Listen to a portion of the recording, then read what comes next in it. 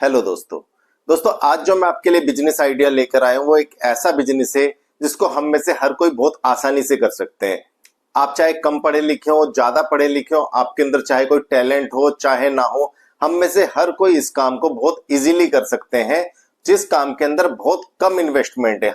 हम इस काम को 500,000 रुपए लगाकर भी अपने घर से स्टार्ट कर सकते हैं। इस काम के लिए हमें अलग से कोई दुकान लेने की जरूरत नहीं है, हमें कोई गोडाउन लेने की जरूरत नहीं है। स्टार्टिंग में हम इस काम को अपने घर से ही कर सकते हैं। जब हम अच्छी अर्निंग करने लगे और अपने काम को बढ़ाना चाहें, तब उसके बाद में हम कोई स्पेस ले सकते हैं, कोई गोडाउन ले सकते हैं या कोई बड़ी दुकान ले सकते हैं। दोस्तों इस काम के अंदर बहुत अच्छी अर्निंग है। ये एक ऐसा प्रोडक्ट है, इसकी हर किसी को जरूरत है। दोस्तों अगर आपने ये काम स्टार्ट कर लिया तो आप ये लगा लीजिए दोस्तों, इसके अंदर इतना बड़ा मार्जिन है। आप घर से ही इस काम को स्टार्ट कर कर एक दिन इतनी बड़ी फैक्ट्री खोल लेंगे दोस्तों, और आपके नीचे बहुत सारे एम्प्लॉय काम करेंगे। ये काम इतनी जल्दी ग्रो करने वाला बिजनेस है। दोस्तों मैं बात कर रहा हूँ खाने पीने से रिलेटेड काम की, और वो भी एक ऐसा प्रोडक्ट जो ना तो जल्दी से खराब होता है और ना ही हमारे शरीर को कोई नुकसान पहुंचाता है। दोस्तों ये प्रोडक्ट ऐसा है, ना तो इसके अंदर कोई मिलावट होती है, ना ही ये जल्दी से खराब होता है, बहुत लंबे टाइम तक ये चल पाता है दोस्तों, और ये बजट में लोगों को प्रोवाइड हो जाता है, इसलिए लोग बाग इसको ज्यादा खरीदते हैं। इसके अंदर बहुत सारी वैरायटी होती है दोस्तों, एक ही प्रोडक्ट से हम 50 से भी ज्यादा आइटम बना सकते हैं।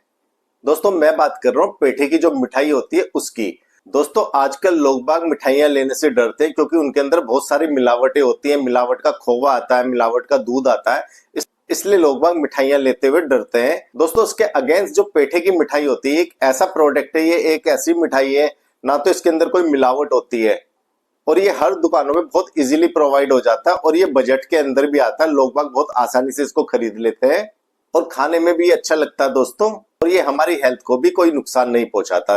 ये एक ऐसी मिठाई है दोस्तों, ये हर जगह मिल जाती है। आप किराना की दुकान पर ले लो, चाहे आप हलवाई की दुकान पर ले लो, कहीं पर भी दोस्तों देखेंगे तो पेठे की मिठाई आपको हर जगह मिल जाती है।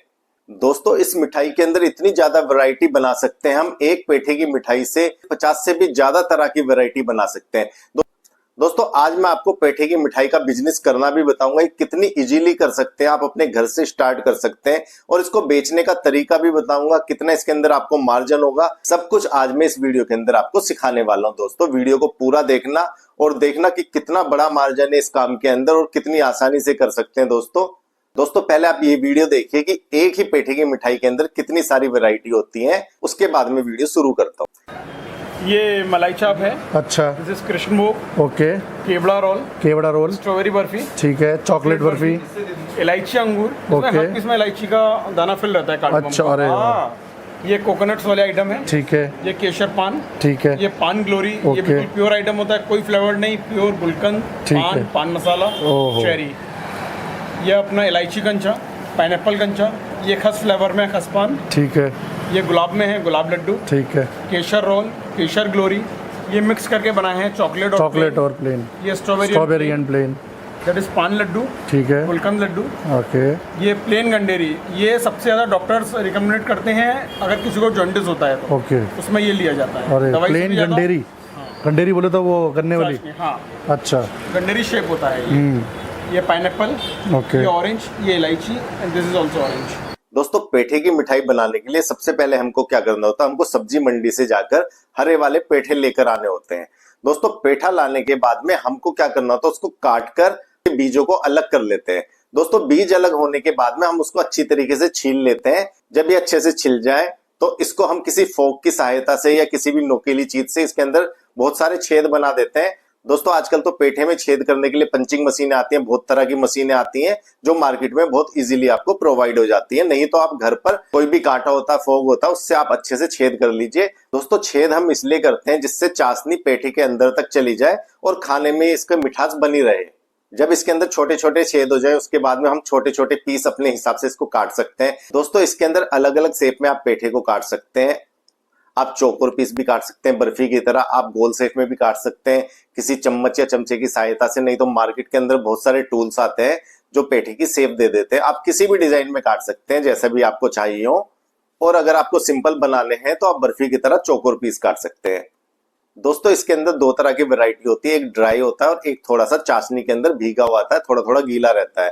तो आप किसी भी तरह की वैरायटी बना सकते हैं। और दोस्तों जब आप पेठे की मिठाई बनाते हैं तो इसके अंदर बहुत सारे फ्लेवर होते हैं, आप इनके अंदर फ्लेवर भी डाल सकते हैं जिससे स्वाद थोड़ा थोड़ा चेंज हो जाता है। अब दोस्तों मैं आपको बताता हूँ, जब आप छोटे छोटे पीस काट लेंगे, उसको काटने के बाद में आपको क्या करना होता है, चूने के पानी में उसको अच्छे से धो लिया जाता है। चूने के पानी में धोने के बाद में फिर आपको उसको 1 या 2 बार साफ पानी में धो लेंगे दोस्तों। जब ये अच्छे से साफ हो जाए तो हम पानी में इनको अच्छे से उबाल लेंगे। जब ये अच्छे से बॉईल हो जाए, अच्छे से उबल जाए, तो उसके बाद हम निकालने के बाद में एक चाशनी बनाएंगे। चाशनी बनाने के लिए क्या करना होता है दोस्तों, कढ़ाई के अंदर हम पानी डालेंगे, पानी के अंदर चीनी डालेंगे और उसको तब तक चलाते रहेंगे जब तक वो थोड़ी गाढ़ी ना हो जाए। चाशनी बनने के बाद में हम क्या करेंगे, जो हमने पेठे के पीस बॉईल किए थे उनको हम निकालकर चाशनी के अंदर डाल देंगे और उनको थोड़ी देर तक घुमाएंगे और उसके बाद 1 से 1.5 घंटा हम उसको ढककर रख देंगे। जब दोस्तों चाशनी अच्छे से उनके अंदर मिक्स हो जाए तब निकालकर हम उनको अच्छे से निचड़ने देंगे ताकि वो ड्राई हो जाए और ड्राई होने के बाद उनको ठंडा कर लेंगे। जब दोस्तों ये पीस ठंडे हो जाए तो उसके बाद में हम इनको डब्बों के अंदर पैक कर देंगे। आपने देखा होगा प्लास्टिक के डब्बे आते हैं जिसके अंदर 100 ग्राम, 200 ग्राम, 250 ग्राम, आधी किलो, 1 किलो, इस तरीके के डब्बे आते हैं दोस्तों। आपने देखा होगा जो मार्केट के अंदर मिलते हैं। तो हम डब्बों के अंदर इनका वेट करके 200 ग्राम का, 250 ग्राम का, आधी किलो का, अपने हिसाब से आप डब्बे बना लेना और इनको अच्छे से पैक करके इसके अंदर एक स्टिकर छपवा लेना आप अपने नाम का। आप अपनी फर्म का कोई भी नाम रख लेना, उस नाम का एक स्टिकर उसमें लगा देना और उसके अंदर वेट और प्राइस मेंशन कर देना। दोस्तों इनके अंदर बहुत अच्छा मार्जिन है। अब मैं आपको बताता हूँ इनको बेचना कहाँ पर है। आपको इनको बेचने के लिए दोस्तों 2 तरीके हैं, आप ऑनलाइन भी बेच सकते हैं, ऑफलाइन भी बेच सकते हैं।